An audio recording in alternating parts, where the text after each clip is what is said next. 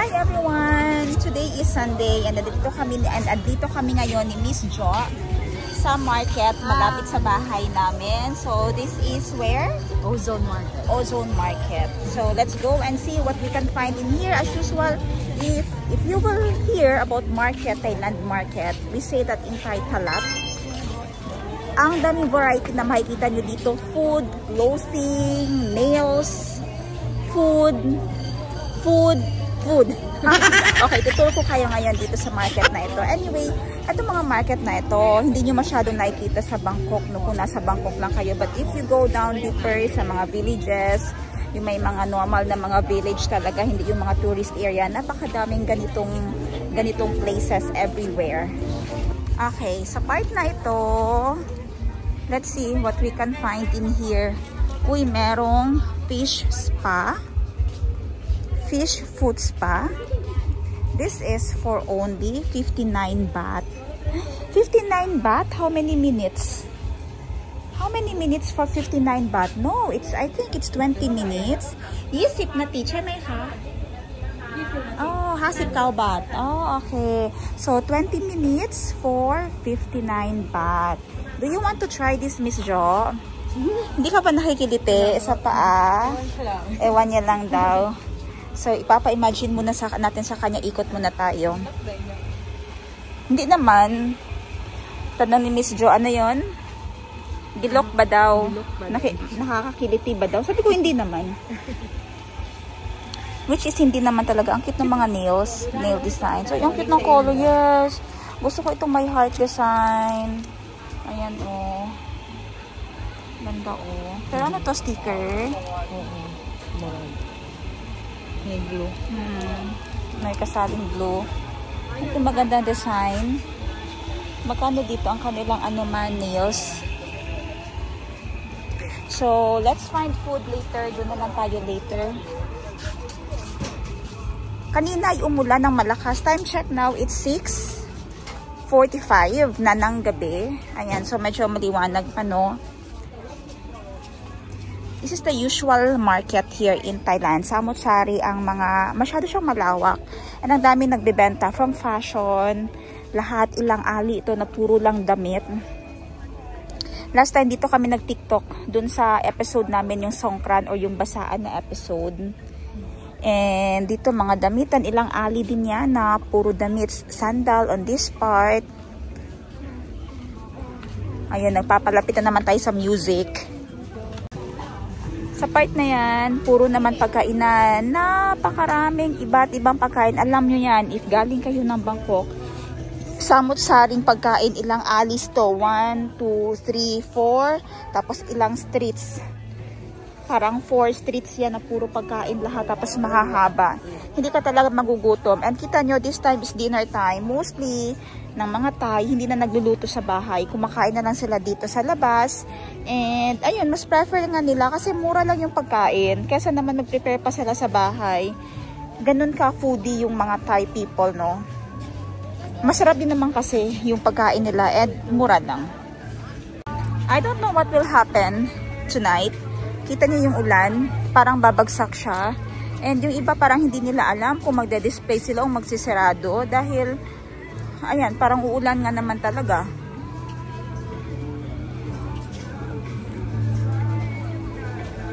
Mamaya sabi ko nagsispend time kami dito ni Miss Jo para walking na lang din at makapag-unwind. Kasi we have 2 weeks more para mag-live shopping dito. And mauuna na siguro si Miss Jo nang uwi sa Pinas and ako magpapaiwan muna. So habang nagkukwenta ako sa inyo, sightseeing na lang din muna. Ayan, kita niyo yung family, oh. Family dinner. Ayan yung mga, wag di ko naman siya tinanggal doon ng camera sa kanila. Ayan, couple dinner, friendship dinner, merienda. Hindi, yung food nila dito, Miss Jo, no, hindi nakakasawa. No? Yung parang tawag nito, hindi, sorry naman sa Jensen, no, or yung sa oval natin. Yung food nila dito, grabe talaga. Iba't ibang variety, walang kopyahan, very unique, hindi tipid ang flavor. Hindi commercial, no? Hindi magic sugar rin na hindi napakatamis ng mga timplada, hindi maalat, parang hindi pinataka pa, parang unique. Unique. Makauwi ka ng Jensen, hanap-hanapin mo. Yes, hahanap-hanapin mo talaga. Iba kasi doon na part may crepe. Ang next niya, dito naman mga noodles. Ipapaluto mo yung iba't ibang klaseng noodles na may iba't ibang sausage na nakalagay. On that part, parang may halo-halo. May chicken na pinirito na iba't iba din ang flavor. Next dyan, parang may mga tinapay na iba't ibang klase. Mga cake, meron yung somtam sticky rice. Merong mga barbecue. Ano pa hindi? Ano? Ang dami eh. Ayan, fries na iba't ibang flavor ng mga french fries. May mga milk tea, fruit shake, hamburger, pizza, nakalinya lahat na iba't iba talaga. At saka sobrang sarap. Ay nako. Parang hindi enough yung sobrang sarap na term. And then sa part na doon may kumakanta. Para siyang ano, para siya yung sa ano nga yun, yung sa Cebu. May tawag nito sa Cebu eh, na parang ganito din yung sa Cebu, na napakaraming pagkain. Yan. Pero puros lang yun sila pagkain. Parang puro lang yun sila pagkain, walang mga nakahalo na fashion. Ayun. Parang food market lang siya. And then may kumakanta din, may acoustic. Ito dito, nung benta niya dito, vintage. Ayan. Sa part na ito, ay beauty products. Ayan, kita niyo naman ang mga Thai, ang si sexy, ang puputi, ang papayat, ang gaganda.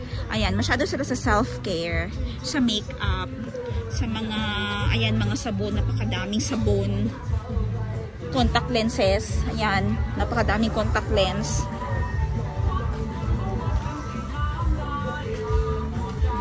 I-try natin yung ano, fish foot spa. Try natin kasi deserve ng paa natin, at saka yung lagi natin sinasabi na deserve, yun yung nakakapurdoy. Deserve. Kahit wala na, deserve pa rin. Kasi kahit na wala na, hala, deserve pa din. Para sa sarili. Sakto. Sakto. Parang hindi naman masyado kawain sarili natin, no? As long as may nahuhulbot pa tayo, go lang ng go. Kita nyo ngayon, puno na. Kasi kanina hindi namin gi-avail. O, mamaya na balik lang tayo after 20 minutes. Ayan, no? Puno na dyan. Yes. So, dahil puno, maghintay tayo. 20 minutes na naman. Saan tayo mag-upo man? Doon na siguro tayo mag-upo, oh. Okay, it's Miss Jo's turn now. Let's see her reaction. Okay, 20 minutes sa timer mong self mo ha. Ayaw pagpatong sa ano kay basi mabuak ang aquarium. Ayan na, may timer pala sa gilid. Try ka, lutong yun.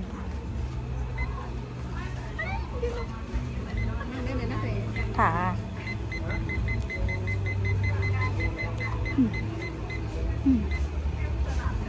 Okay, dito naman ako sa kabila. Oops.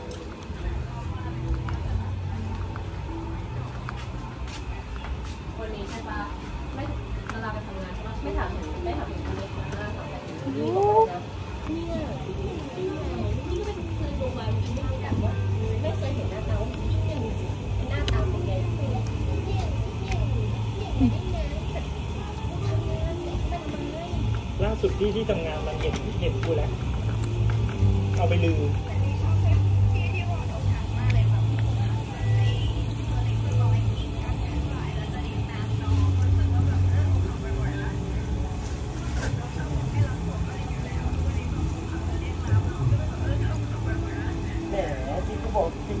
Hi Miss Jo, how's your fish food spa? It's okay.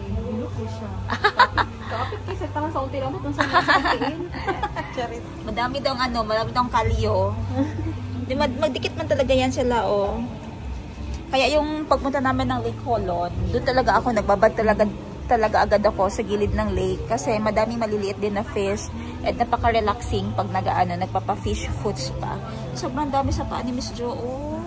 First time ako pa naman talaga. Ayan. So, 59 baht lang dito, 20 minutes or 100, kami dalawa. Magkano yon? 106. Tama ba? 116. 59 pala, no? 118, dalawa kami. Alright, ilang minutes na lang tayo. Masarap na nakakakiliti. Yes. No? Masarap ng anuhin. Pero masanay ka na lang man din, 'di ba? Pagkatagalan. Sa akin parang hindi sila kumakapit kasi nag-lotion ako bago umalis ng bahay. Napadami yung lotion ko, baka mapait. Ha? Wala, may namatay daw. Charing lang yun. May namatay bitaw. Matapakan siguro. Miss Jo, bakit parang binabantayan mo yung minutes? Kasi parang masarap.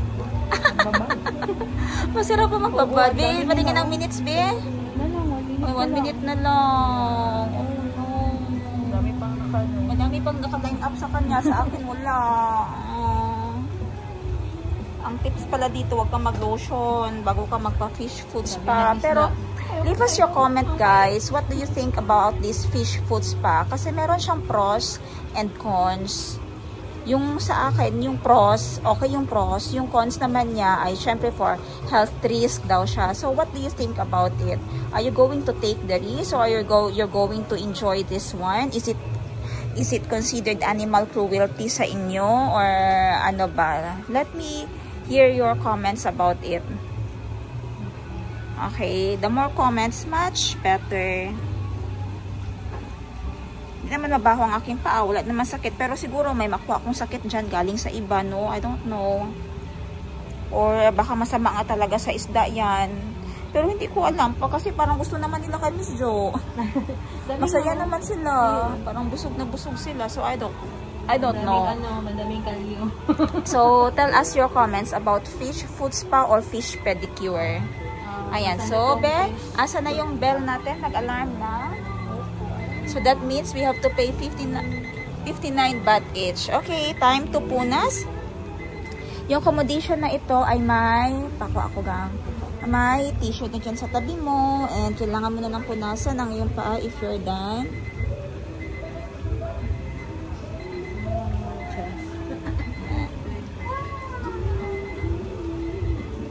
Okay. And andun na yung sleeper sa labas. Ayan si Miss Jo, nagpupunas ng kanyang paa. And medyo madilim na nga. Baka mahulog yung isa mong phone, ha? Ayan, parang malungkotin yung mga fish niya. Parang madami silang nakuha ay. Ayan, so magbabayad lang ako, Miss Jo. Okay, dito lang tayo nitong bilog-bilog na hindi ko alam anong lasa. Pero masarap ito siya.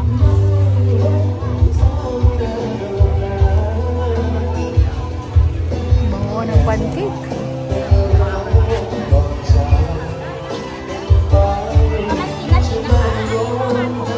Okay. So, 6 minutes pa pala bago siya matulog. Tignan natin kung paano niya niluluto, ha? Ayan. So, 6 minutes pa yan siya. This is sweet potato ball.